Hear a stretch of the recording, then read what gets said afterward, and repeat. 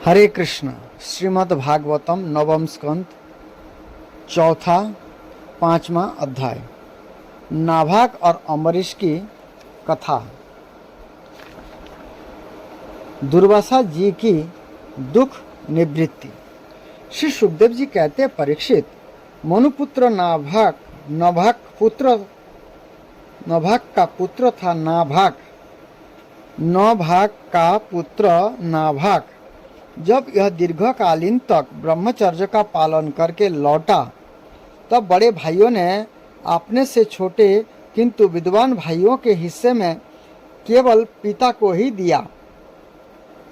संपत्ति तो उन्होंने पहले ही आपस में बांट ली थी। उसने अपने भाई से पूछा, भाइयों, आप लोगों ने मुझे हिस्से में क्या दिया है? तब उन्होंने उत्तर दिया कि हम तुम्हारे हिस्से में पिताजी को ही तुम्हें देते हैं। उसने अपने पिता से जाकर कहा, पिताजी, मेरे बड़े भाइयों ने हिस्से में मेरे लिए आपको ही दिया है। पिताजी ने कहा, बेटा, तुम उनकी बात न मानो। देखो, ये बड़े बुद्धिमान अंगिरास गोत्र के ब्राह्मण इस समय एक बहुत बड़ा यज्ञ कर रहे हैं, परंतु मेरे विद्वान पुत्र ये प्रत्येक छठे दिन अपने कर्मों में भूल कर बैठते हैं। तुम उन महात्माओं के पास जाकर उन्हें वैश्य देव संबंधी जो सूत्र बतला दो। वैश्य देव संबंधी 2 सूत्र बतला दो। जब ये स्वर्ग जाने लगेंगे, तब यज्ञ से बचा हुआ अपना सारा धन तुम्हें दे देंगे। इसीलिए तुम उन्हीं के पास चले जाओ। उसने अपने पिता के आज्ञा अनुसार वैसा ही किया। उन अंगिरा गोत्री ब्राह्मणों ने भी यज्ञ का बचा हुआ धन उसे दे दिया और ये स्वर्ग में चले गए। जब नाभाग उस धन को लेने लगा, तब उत्तर दिशा से एक काले रंग का पुरुष आया। उसने कहा, यह यज्ञ भूमि में जो कुछ बचा हुआ है, यह सब धन मेरा है। नाभाग ने कहा, ऋषियों ने यह धन मुझे दिया है, इसलिए मेरा है। इस पर उस पुरुष ने कहा, हमारे विवाद के विषय में तुम्हारे पिता से ही प्रश्न किया जाए। तब नाभाग ने जाकर पिता से पूछा।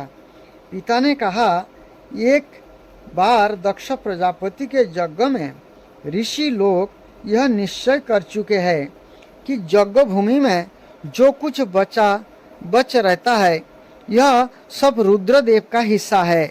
इसलिए यह धन तो महादेव जी को ही मिलना चाहिए। नाभाग ने जाकर उन काले रंग के पुरुष रुद्र भगवान को प्रणाम किया और कहा कि प्रभु, यज्ञ भूमि की सभी वस्तुएं आपकी है। मेरे पिता ने ऐसा ही कहा है। भगवान, मुझसे अपराध हुआ। मैं सिर झुकाकर आपसे क्षमा मांगता हूँ। तब भगवान रुद्र ने कहा, तुम्हारे पिता ने धर्म के अनुकूल निर्णय दिया है और तुमने भी मुझसे सत्य ही कहा है। तुम वेदों का अर्थ तो पहले से ही जानते हो। अब मैं तुम्हें सनातन ब्रह्म तत्व का ज्ञान देता हूँ। यहाँ यज्ञ में बचा हुआ मेरा जो अंश है, यह धन भी मैं तुम्हें दे रहा हूँ। तुम इसे स्वीकार करो। इतना कहकर सत्य प्रेमी भगवान रुद्र अंतर्ध्यान हो गए। जो मनुष्य प्रातः और सायंकाल एकाग्र चित्त से इस आख्यान का स्मरण करता है, वो प्रभावशाली एवं वेदज्ञ तो होता ही है, साथ ही अपने स्वरूप को भी जान लेता है। नाभाग के पुत्र हुए अम्बरीश ये भगवान के बड़े प्रेमी एवं उदार धर्मात्मा थे, जो ब्रह्मशाप कभी कहीं रोका नहीं जा सका। वह भी अम्बरीश का स्पर्श ना कर सका। राजा परीक्षित ने पूछा, भगवान, मैं परम ज्ञानी राजर्षि अम्बरीश का चरित्र सुनना चाहता हूँ। ब्राह्मण ने क्रोधित होकर उन्हें ऐसा दंड दिया जो किसी प्रकार टाला नहीं जा सकता, परंतु वो भी उनका कुछ न बिगाड़ सका। श्री सुखदेव जी ने कहा, परीक्षित, अम्बरीश बड़े भाग्यवान थे। पृथ्वी के 7 द्वीप, अचल संपत्ति और अतुलनीय ऐश्वर्य उनको प्राप्त था। यद्यपि ये सब साधारण मनुष्य के लिए अत्यंत दुर्लभ वस्तुएं हैं, फिर भी ये इन्हें स्वप्न तुल्य समझते थे, क्योंकि ये जानते थे कि जिस धन वैभव के लोभ में पड़कर मनुष्य घोर नरक में जाता है, वह केवल 4 दिन की चांदनी है। ये केवल 4 दिन की चांदनी है, उसका दीपक तो बुझाया है। भगवान कृष्ण में और उनके प्रेमी साधुओं में उनका परम प्रेम था। उस प्रेम को प्राप्त हो जाने पर तो वह सारा विश्व और उसकी समस्त संपत्तियां मिट्टी के ढेले के समान जान पड़ती है। उन्होंने अपने मन को श्री कृष्ण के चरणरविंद में जुगल चरणों में लगाया, वाणी को भगवत गुणगान के वर्णन में लगाया, हाथ को श्री हरि मंदिर के मार्जन के सेवा में और अपने कानों को भगवान अच्युत की मंगलमयी कथा के श्रवण में लगा रखा था। उन्होंने अपने नेत्र कुकुंद मूर्ति एवं मंदिरों के दर्शनों में अंग संग भगवत भक्तों के शरीर स्पर्श में, नासिका उनके चरण कमलों पर चढ़ी श्रीमती तुलसी दल के दिव्य गंध में और रसना अर्थात जीवा को भगवान के प्रति अर्पित नैवेद्य प्रसाद में संलग्न कर दिया था। अम्बरीश के पैर भगवान के क्षेत्र आदि की पैदल यात्रा करने में ही लगे रहते और ये सिर से भगवान कृष्ण के चरण कमलों की वंदना किया करते, अर्थात भगवान को प्रणाम करते। राजा अम्बरीश ने माला, चंदन आदि भोग सामग्री को भगवान की सेवा में समर्पित कर दिया था। भोगने की इच्छा से नहीं, बल्कि इसलिए कि उससे यह भगवत प्रेम प्राप्त हो, जो पवित्र कीर्ति भगवान के निज जन में ही निवास करता है। इस प्रकार उन्होंने अपने सारे कर्म यज्ञ पुरुष इंद्रियातीत भगवान के प्रति उन्हें सर्वात्मा एवं सर्वस्वरूप समझकर समर्पित कर दिए थे और भगवत भक्त ब्राह्मणों की आज्ञा के अनुसार ये इस पृथ्वी का शासन करते थे। उन्होंने धन्य नाम के निर्जल देश में सरस्वती नदी के प्रभाव के सामने वशिष्ठ, असित, गौतम आदि भिन्न भिन्न आचार्यों द्वारा महान ऐश्वर्य के कारण सर्वांग परिपूर्ण तथा बड़ी बड़ी दक्षिणा वाले अनेकों अश्वमेध यज्ञ करके यज्ञाधिपति भगवान की आराधना की थी।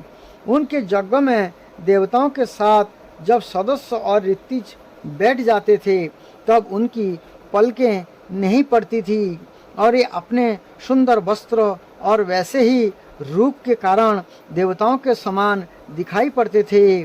उनकी प्रजा महात्माओं के द्वारा गाए हुए भगवान के उत्तम चरित्र का किसी समय बड़े प्रेम से श्रवण करते और किसी समय उनका गान करते। इस प्रकार उनके राज्य के मनुष्य देवताओं के अत्यंत प्यारे स्वर्ग भी इच्छा नहीं करते। ये अपने हृदय में अनंत प्रेम का दान करने वाले श्री हरि का नित्य निरंतर दर्शन करते रहते थे, इसलिए उन लोगों को यह भोग सामग्री भी हर्षित नहीं कर पाती थी, जो बड़े बड़े सिद्धि को भी दुर्लभ है। ये वस्तुएं उनके आत्मानंदन के सामने अत्यंत तुच्छ और तिरस्कृत थी। राजा अम्बरीश इस प्रकार तपस्या से युक्त भक्ति योग और प्रजापालन रूप सर्वधर्म के द्वारा भगवान को प्रसन्न करने लगे और धीरे धीरे उन्होंने सब प्रकार की आसक्तियों का परित्याग कर दिया। घर, स्त्री, पुत्र, भाई बंधु, बड़े बड़े हाथी, रथ, घोड़े एवं पैदलों की चतुरंगिणी सेना, अक्षय रत्न, आभूषण और आयुध आदि समस्त वस्तुओं तथा कभी समाप्त न होने वाले कोषों के संबंध में उनका ऐसा दृढ़ निश्चय था कि ये सब के सब असत्य है। उनकी अनन्य प्रेममयी भक्ति से प्रसन्न होकर भगवान ने उनकी रक्षा के लिए सुदर्शन चक्र को नियुक्त कर दिया था, जो विरोधियों को भयभीत करने वाला एवं भगवत भक्तों की रक्षा करने वाला है। राजा अम्बरीश की पत्नी भी उन्हीं के समान धर्मशील, संसार से विरक्त एवं भक्ति परायण थी। एक बार उन्होंने अपनी पत्नी के साथ भगवान श्री कृष्ण की आराधना करने के लिए 1 वर्ष तक द्वादशी प्रधान एकादशी व्रत करने का नियम ग्रहण किया। व्रत की समाप्ति होने पर कार्तिक महीने में उन्होंने 3 रात का उपवास किया और एक दिन यमुना जी में स्नान करके मधुवन में भगवान श्री कृष्ण की पूजा की।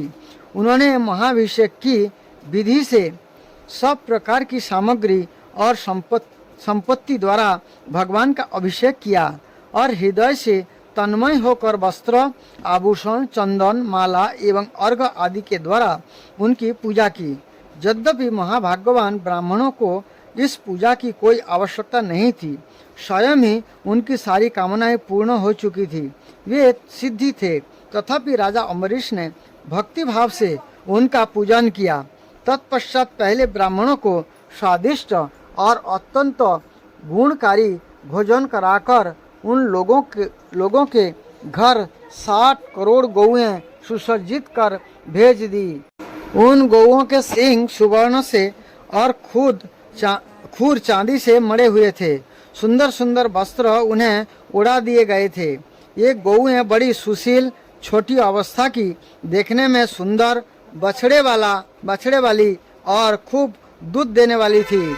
उनके साथ दुहने की उपयुक्त सामग्री भी उन्होंने भेजवा दी थी।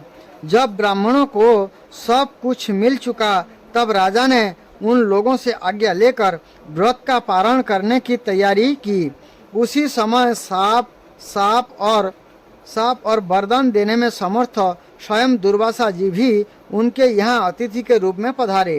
राजा अम्बरीश उन्हें देखते ही उठकर खड़े हो गए, आसन देकर बैठाया और विधिवत सामग्रियों से अतिथि के रूप में आए हुए दुर्वासा जी की पूजा की। उनके चरणों में प्रणाम करके अम्बरीश ने भोजन के लिए प्रार्थना की। दुर्वासा जी ने अम्बरीश की प्रार्थना स्वीकार कर ली और इसके बाद आवश्यक कर्मों से निवृत्त होने के लिए ये नदी तट पर चले गए। ये ब्रह्म का ध्यान करते हुए यमुना के पवित्र जल में स्नान करने लगे। इधर द्वादशी केवल घड़ी भर शेष रह गई थी। धर्मज्ञ अम्बरीश ने धर्म संकट में पड़कर ब्राह्मणों के साथ परामर्श किया। उन्होंने कहा, ब्राह्मण को बिना भोजन कराए स्वयं खा लेना और द्वादशी रहते पारण ना करना दोनों ही दोष है। इसलिए इस समय जैसा करने से मेरी भलाई हो और मुझे पाप ना लगे ऐसा काम करना चाहिए। तब ब्राह्मण के साथ विचार करके उन्होंने कहा कि ब्राह्मणों, श्रुतियों में ऐसा कहा गया है कि जल पी लेना भोजन करना भी है और नहीं भी करना है, इसलिए इस समय केवल जल से पारण किए लेता हूँ। ऐसा निश्चय करके मन ही मन भगवान का चिंतन करते हुए राजर्षि अम्बरीश ने जल पी लिया और परीक्षित ये केवल दुर्वासा जी के आने की बाट देखने लगे। दुर्वासा जी आवश्यक कर्मों से निवृत्त होकर यमुना तट से लौट आए। जब राजा ने आगे बढ़कर उनकी अभिनंदन किया तब उन्होंने अनुमान से ही समझ लिया कि राजा ने पारण कर लिया है। उस समय दुर्वासा जी बहुत भूखे थे, इसलिए वह जानकर कि राजा ने पारण कर लिया है, ये क्रोध से थर थर कांपने लगे। भौहों के चढ़ जाने से उनका मुंह विकट हो गया। उन्होंने हाथ जोड़कर खड़े अम्बरीश से डांट कर कहा, वो देखो तो सही, यह कितना क्रूर है। यह धन के मत में मत वाला हो रहा है। भगवान की भक्ति तो इसे छू तक नहीं गई और यह अपने को बड़ा समर्थ मानता है। आज इसने धर्म का उल्लंघन करके बड़ा अन्याय किया है। देखो, मैं इसका अतिथि होकर आया हूँ। इसके अतिथि सत्कार करने के लिए मुझे निमंत्रण भी दिया है, किंतु फिर भी मुझे खिलाए बिना ही खा लिया है। अच्छा देखो, तुझे अभी इसका फल चखाता हूँ। यह कहते कहते ये क्रोध से जल उठे। उन्होंने अपनी एक जटा उखाड़ी और उससे अम्बरीश को मार डालने के लिए एक कृत्य उत्पन्न किया। वह प्रलय काल की आग के समान दहक रही थी। यह अगले आग के समान जलती हुई हाथ में तलवार लेकर राजा अम्बरीश पर टूट पड़ी। उस समय उसके पैरों की धमक से पृथ्वी कांप रही थी, परंतु राजा अम्बरीश उसे देखकर उससे तनिक भी विचलित नहीं हुए। ये एक पग भी नहीं हटे, जो के तो खड़े रहे। परम पुरुष परमात्मा ने उनके सेवक की रक्षा के लिए पहले से ही सुदर्शन चक्र को नियुक्त कर रखा था। जैसे आँख क्रोध से गुर्राते हुए सांप को भस्म कर देती है, ऐसे ही चक्र ने दुर्वासा जी की कृत्या को जलाकर रख का ढेर कर दिया।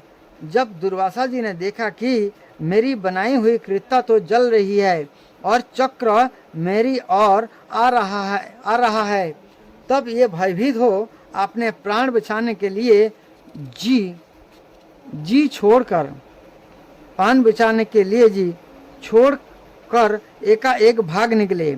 जैसे ऊंची ऊंची लपेटों वाला दावानल सांप के पीछे दौड़ता है, ऐसे ही भगवान का चक्र उनके पीछे पीछे दौड़ने लगा। जब दुर्वासा जी ने देखा कि चक्र तो मेरे पीछे लग गया है, तब सुमेरु पर्वत की गुफा में प्रवेश करने के लिए ये उसी ओर दौड़ पड़े। दुर्वासा जी दिशा, आकाश, पृथ्वी, अतल वितल आदि नीचे के लोक, समुद्र, लोकपाल और अनेक उनके द्वारा सुरक्षित लोक एवं स्वर्गलोक में गए, परंतु जहाँ जहाँ ये गए वहीं वहीं उन्होंने असह्य तेज वाले सुदर्शन चक्र को अपने पीछे लगा देखा। जब उन्हें कहीं भी कोई रक्षक ना मिला, तब तो ये और भी डर गए। अपने लिए प्राण ढूंढते हुए ये देव शिरोमणि ब्रह्मा जी के पास गए और बोले, ब्रह्मा जी आप शंभु है, भगवान के इस तेजमय चक्र से मेरी रक्षा कीजिए। ब्रह्मा जी ने कहा, जब मेरी 2 परार्ध की आयु समाप्त होगी और काल स्वरूप भगवान अपनी यह सृष्टि लीला समेटने लगेंगे और इस जगत का जलाना चाहेंगे, उस समय उनके भ्रू भंग मात्र से यह सारा संसार और मेरा यह लोक भी लीन हो जाएगा। मैं शंकर जी, दक्ष, भृगु आदि प्रजापति, भूतेश्वर, देवेश्वर आदि सब जिनके बनाए नियमों में बंधे हैं तथा जिनकी आज्ञा शिरोधार्य करके हम लोग संसार का हित करते हैं, उनके भक्तों के द्रोह को बचाने के लिए हम समर्थ नहीं है। जब ब्रह्मा जी ने इस प्रकार दुर्वासा को निराश कर दिया, तब भगवान के चक्र से संतप्त होकर ये कैलाशवासी भगवान कैलाशवासी भगवान शंकर की शरण में गए। श्री महादेव जी ने कहा, दुर्वासा जी, जिन अनंत परमेश्वर में ब्रह्मा जैसे जीव और उनके उपाधिभूत कोश इस ब्रह्मांड के समान ही अनेकों ब्रह्मांड समय पर पैदा होते हैं और समय आने पर फिर उनका पता भी नहीं चलता, जिसमें हमारे जैसे हजारों चक्कर काटते रहते हैं। उन प्रभु के संबंध में हम कुछ भी करने की सामर्थ्य नहीं रखते। मैं सनत कुमार, नारद भगवान, ब्रह्मा, कपिल देव, उपांत, रतम, केवल, धर्म, आसुरी तथा मरीचि आदि दूसरे सर्वज्ञ सिद्धेश्वर, ये हम सभी भगवान की माया को नहीं जान सकते, क्योंकि हम इसी माया के घेरे में है। यह चक्र उन विश्वेश्वर का शस्त्र है, हम लोगों के लिए असह्य है। तुम उन्हीं की शरण में जाओ, ये भगवान ही तुम्हारा मंगल करेंगे। वहाँ से भी निराश होकर दुर्वासा भगवान के परम धाम वैकुंठ में गए। लक्ष्मीपति भगवान लक्ष्मी जी के साथ वहीं निवास करते हैं। दुर्वासा जी भगवान के चक्र की आग से जल रहे थे। ये कांपते हुए भगवान के चरणों में गिर पड़े। उन्होंने कहा, हे अच्युत, हे अनंत, आप संतों के एकमात्र वांछनीय है। प्रभु, विश्व के जीवन दाता, मैं अपराधी हूँ, आप मेरी रक्षा कीजिए। आपका परम प्रभाव न जानने के कारण ही मैंने आपके प्यारे भक्तों का अपराध किया है। प्रभु, आप मुझे इससे बचाइए। आपके तो नाम का ही उच्चारण करने से नार की जीभ भी मुक्त हो जाता है। श्री भगवान ने कहा, दुर्वासा जी, मैं सर्वथा भक्तों के अधीन हूँ, मुझ में तनिक भी स्वतंत्रता नहीं है। मेरे सीधे साधे सरल भक्तों ने मेरे हृदय को अपने हाथ में कर रखा है। भक्तजन मुझसे प्यार करते हैं और मैं उनसे। ब्राह्मण, आपने भक्तों का एकमात्र आश्रय मैं ही हूँ, इसलिए आपने साधु स्वभाव भक्तों को छोड़कर मैं ना तो अपने आप को चाहता हूँ और ना अपनी अर्धांगिनी विनाश रहित लक्ष्मी को। जो भक्त स्त्री, पुत्र, गृह, गुरुजन, प्राण, धन, यहलोक और परलोक सबको छोड़कर केवल मेरी शरण में आ गए हैं, जो केवल मेरी शरण में आ गए हैं, उन्हें छोड़ने का संकल्प भी मैं कैसे कर सकता हूँ।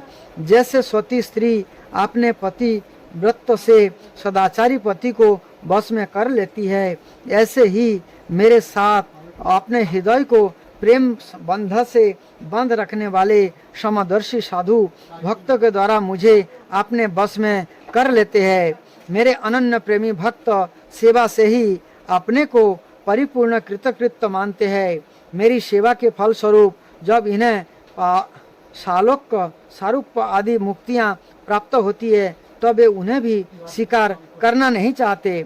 फिर समय के फेर से नष्ट हो जाने वाली वस्तुओं की तो बात ही क्या है। दुर्वासा जी, मैं आपसे और क्या कहूँ। मेरे प्रेमी भक्त तो मेरे हृदय है और उन प्रेमी भक्तों का हृदय स्वयं मैं हूँ। ये मेरे अतिरिक्त तो और कुछ भी नहीं जानते तथा मैं उनके अतिरिक्त तो और कुछ भी नहीं जानता। दुर्वासा जी सुनिए, मैं आपको एक उपाय बताता हूँ जिसका अनिष्ट करने से आपको इस विपत्ति में पड़ना पड़ा। आप उसी के पास जाइए। निरपराध साधुओं के अनिष्ट की चेष्टा से अनिष्ट करने वालों का ही अमंगल होता है। इसमें संदेह नहीं कि ब्राह्मणों के लिए तपस्या और विधा परम कल्याण के साधन है, परंतु यदि ब्राह्मण उदंड और अन्यायी हो जाए तो ये ही दोनों उल्टा फल देने लगता है। दुर्वासा जी, आपका कल्याण हो।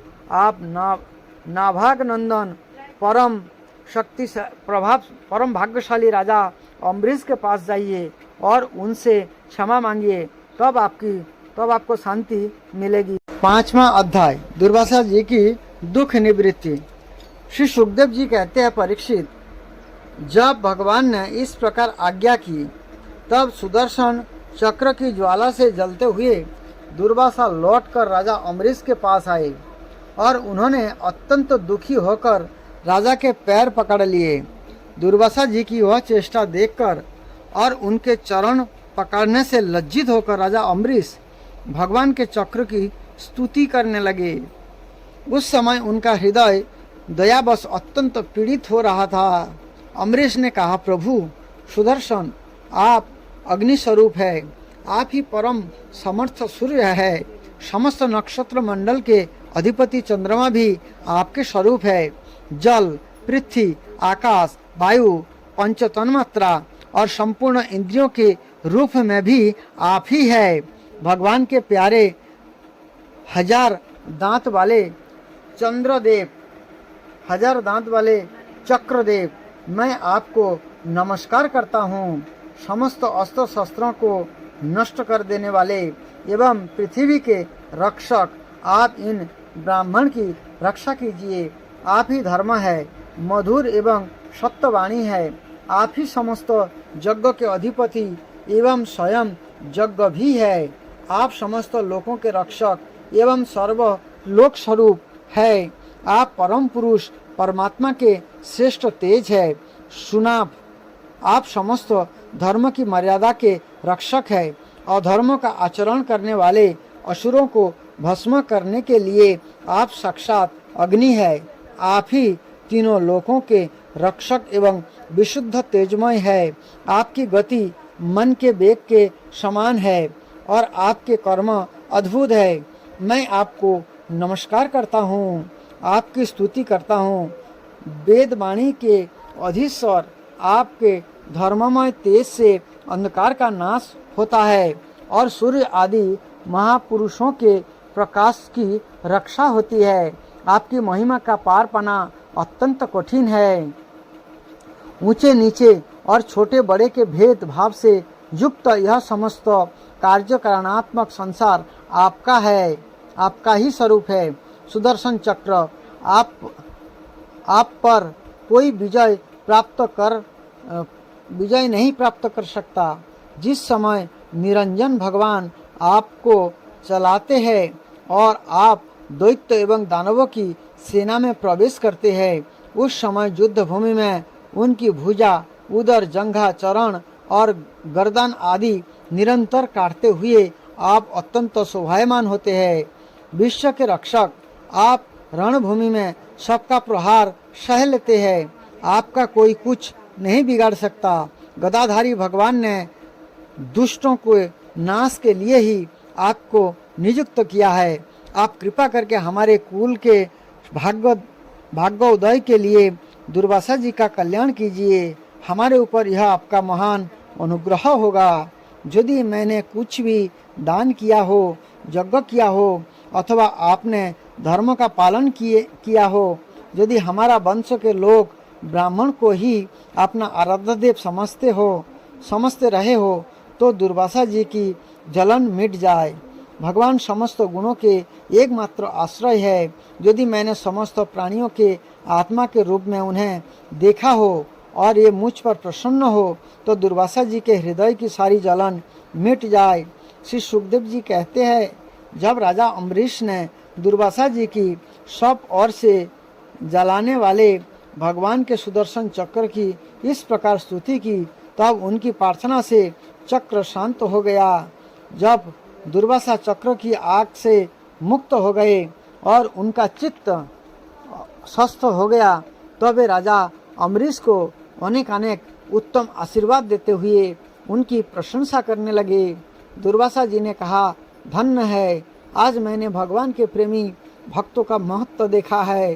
राजन, मैंने आपका अपराध किया, फिर भी आप मेरे लिए मंगल कामना ही कर रहे हैं। जिन्होंने भक्त वत्सल भगवान श्री हरि के चरण कमलों को दृढ़ प्रेम भाव से पकड़ लिया है, उन साधु पुरुषों के लिए कौन सा कार्य कठिन है। जिनका हृदय उदार है, ये महात्मा भला किस वस्तु का परित्याग नहीं कर सकते। जिनके मंगलमय नाम के श्रवण मात्र से जीव निर्मल हो जाता है, उन्हीं तीर्थपाद भगवान के चरण कमलों के जो दास है, उनके लिए कौन सा कर्तव्य शेष रह जाता है। महाराज अम्बरीश, आपका हृदय करुणा भाव से परिपूर्ण है। आपने मेरे ऊपर महान अनुग्रह किया। वो आपने मेरे अपराध को भुलाकर मेरे प्राणों की रक्षा की है। परीक्षित, जब से दुर्वासा जी भागे थे, तब से आप तक राजा अम्बरीश ने भोजन नहीं किया था। ये उनके लौटने की बाट देख रहे थे। अब उन्होंने दुर्वासा जी के चरण पकड़ लिया और उन्हें प्रसन्न करके विधि पूर्वक भोजन कराया। राजा अम्बरीश बड़े आदर से अतिथियों के योग्य सब प्रकार की भोजन सामग्री ले आए। दुर्वासा जी भोजन करके तृप्त हो गए। अब उन्होंने आदर से कहा, राजन, आप भी भोजन कीजिए। अम्बरीश, आप भगवान के परम प्रेमी भक्त है। आपके दर्शन, स्पर्श, बातचीत और मन को भगवान की ओर प्रवृत्त करने वाले आतिथ्य मैं अत्यंत प्रसन्न और अनुग्रहित हुआ हूँ। स्वर्ग का देवताएं बार बार आपके इस उज्जवल चरित्र का गान करेंगी। यह पृथ्वी भी आपकी परम पुण्यमयी कीर्ति का संकीर्तन करती रहेगी। श्री सुखदेव जी कहते हैं, दुर्वासा जी ने बहुत ही संतुष्ट होकर राजा अम्बरीश के गुणों की प्रशंसा की और उनके बाद उनसे अनुमति लेकर आकाश मार्ग से उस ब्रह्मलोक की यात्रा की, जो केवल निष्काम कर्मों से ही प्राप्त होता है। परीक्षित, जब सुदर्शन चक्र से भयभीत होकर दुर्वासा भागे थे, तब से लेकर उनके लौटने तक 1 वर्ष का समय बीत गया। इतने दिनों तक राजा अम्बरीश उनके दर्शन की आकांक्षा से केवल जल पीकर ही रहे। जब दुर्वासा जी चले गए तब उनके भोजन से बचे हुए अत्यंत पवित्र अन्न का उन्होंने भोजन किया। आपने कारण दुर्वासा जी दुख में पड़ना और फिर अपनी ही प्रार्थना से उनका छूटना, इन दोनों बातों को उन्होंने अपने द्वारा होने पर भी भगवान की ही महिमा समझा। राजा अम्बरीश में ऐसे ऐसे अनेकों गुण थे। अपने समस्त कर्मों के द्वारा ये परब्रह्म परमात्मा श्री भगवान में भक्ति भाव की अभिवृद्धि करते रहते थे। उस भक्ति के प्रभाव से उन्होंने ब्रह्मलोक तक के समस्त भोगों को नरक के समान समझा। तदंतर राजा अम्बरीश ने अपने ही समान भक्त पुत्रों पर राज्य का भार छोड़ दिया और स्वयं ये वन में चले गए। वहाँ ये बड़ी धीरता के साथ आत्मस्वरूप भगवान के अपना मन लगाकर गुणों के प्रवाह रूप संसार से मुक्त हो गए।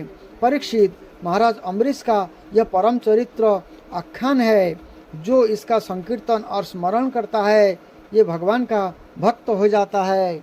इस प्रकार से महाराज परीक्षित को सुखदेव गोस्वामी महाराज जी ने अम्बरीश महाराज जी का कथा सुनाई। अम्बरीश महाराज जी जो है 9 प्रकार के जो भक्ति है सभी भक्ति उन्होंने किए थे। 9 प्रकार का भक्ति इस प्रकार है: श्रवणम, कीर्तनम, विष्णु स्मरणम, पादसेवनम, अर्चनम, दास्यम, साक्ष्यम, आत्मनिवेदनम।